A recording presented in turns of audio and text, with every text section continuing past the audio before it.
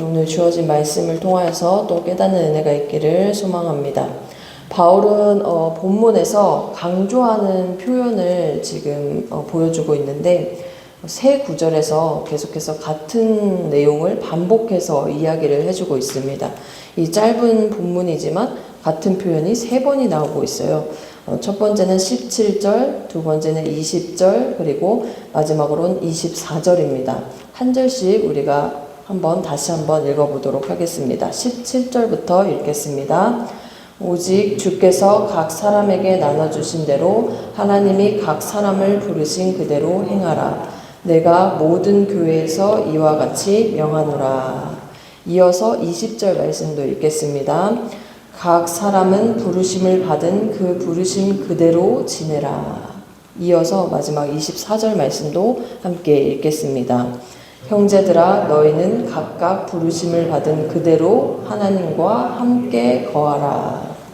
네, 반복해서 나오는 말, 이것이 무엇이냐면 바로 부르심을 받은 그대로입니다.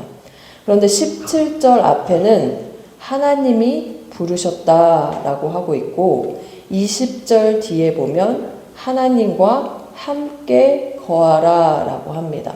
세 번에 걸쳐서 반복해서 부르심을 받은 그대로 이제 지키고 행하라 라고 이렇게 얘기를 하고 있는데 앞에는 하나님이 부르셨고 뒤에는 하나님과 함께 거하라 라고 이렇게 되어 있는 것이죠.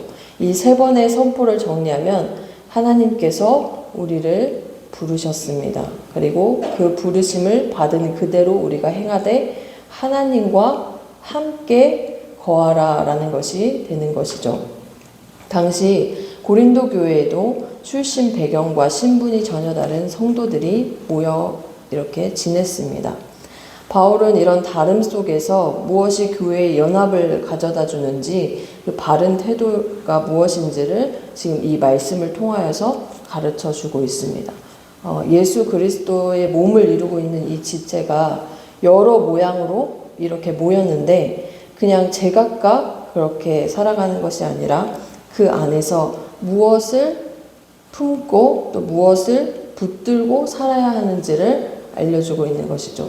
결론적으로 말하자면 하나님께 속해 있는지를 날마다 우리가 점검하고 또 하나님께서 우리와 함께 거하시고 있는지 함께하고 계시는지 그것을 발견하며 나아가라 라고 말하고 있는 것입니다.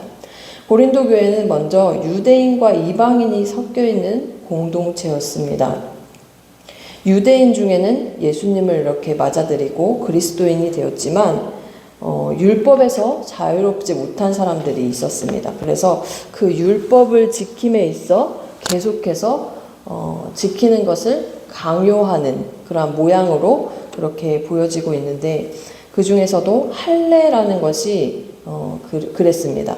할례는 사실 하나님께 속해 있다라는 것을 증거하는 하나의 그 모양인데 유대인은 그것을 너무나 이제 강조하고 있는 거예요. 그런데 그 강조가 하나님의 그 속해 있음을 강조하기 위해서 강조한 것이 아니라 그 의식을 했냐 안 했냐로 이걸 했으니까 당연히 속해 있는 거고 안 했으니까 너는 속하지 않는 거야 라고 이렇게 판단하고 평가하는 그것으로 이렇게 사용을 했는데 이 할례라는 것이 유대인과 이방인 사이에서 심각한 갈등의 요소가 되었습니다.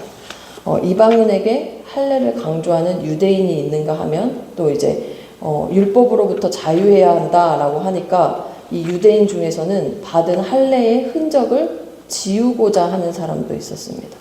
이거 없애고 싶다라고 이렇게 하는 사람들도 있었는데요.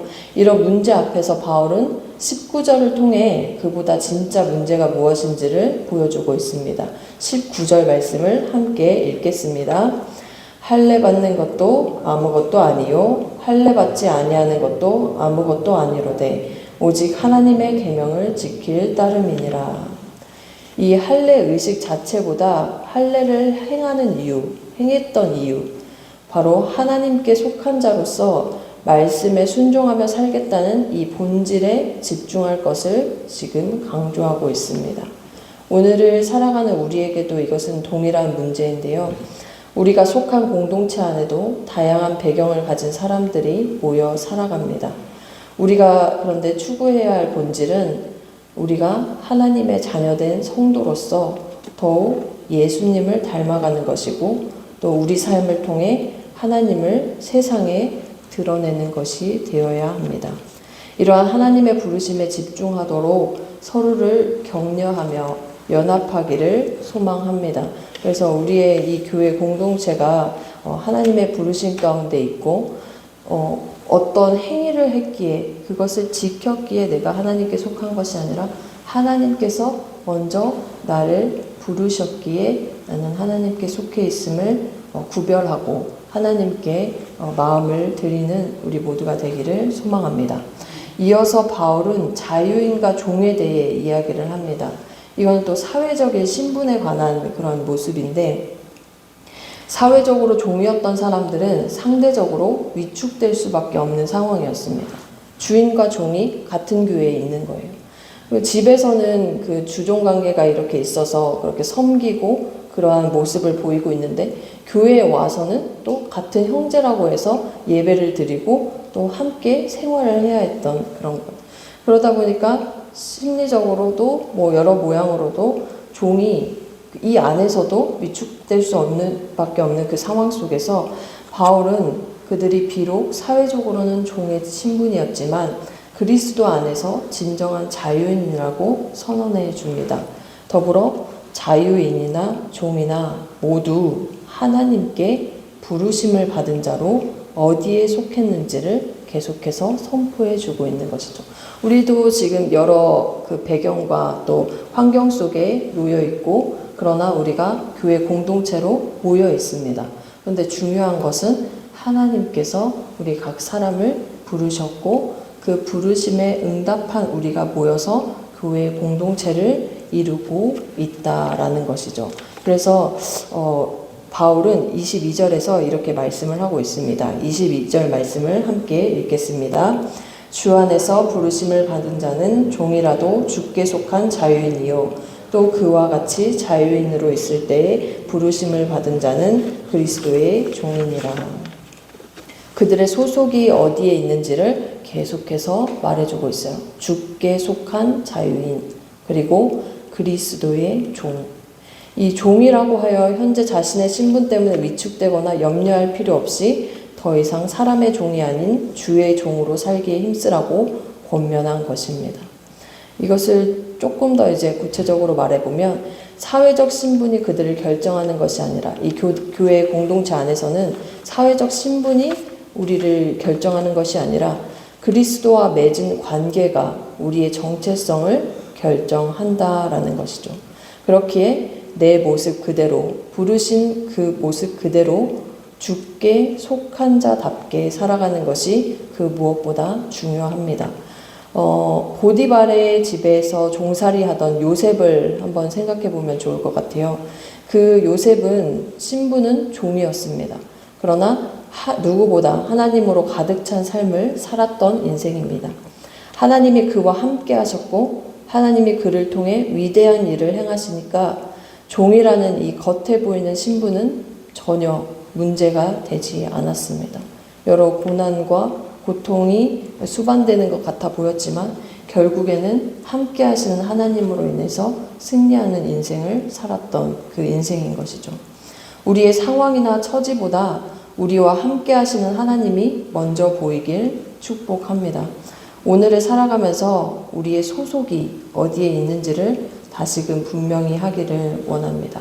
주께 속한 자유인 그리고 그리스도의 종으로 우리의 시선이 그분께 고정되길 소망합니다. 우리의 모습은 다르지만 우리는 하나님께로부터 부름받은 공동체입니다. 그러나 배경과 환경 그 어느 것도 장애물이 되지 않음을 선포하며 하나님께서 우리를 부르셨음을 오늘 이 하루 기억하고 그 부르심을 받은 그대로 행하되 하나님과 함께 거하는 우리 모두가 되기를 축복합니다. 그래서 오늘 하루 살아갈 때 특별히 우리 교회 공동체를 위해서도 함께 기도해 주시기를 바랍니다. 다양한 우리가 이렇게 모였지만 연합하여 하나님의 크신 뜻을 선포하며 나아가는 우리 청암교회가 되기를 소망하면서 그 꿈을 품으면서 우리가 다시 한번 우리의 모습을 그대로, 있는 모습 그대로 하나님께서 우리를 부르셨음을 선포하면서 그렇게 영광 올려드리기를 소망하며 기도하며 나아가는 우리 모두 되기를 축복합니다.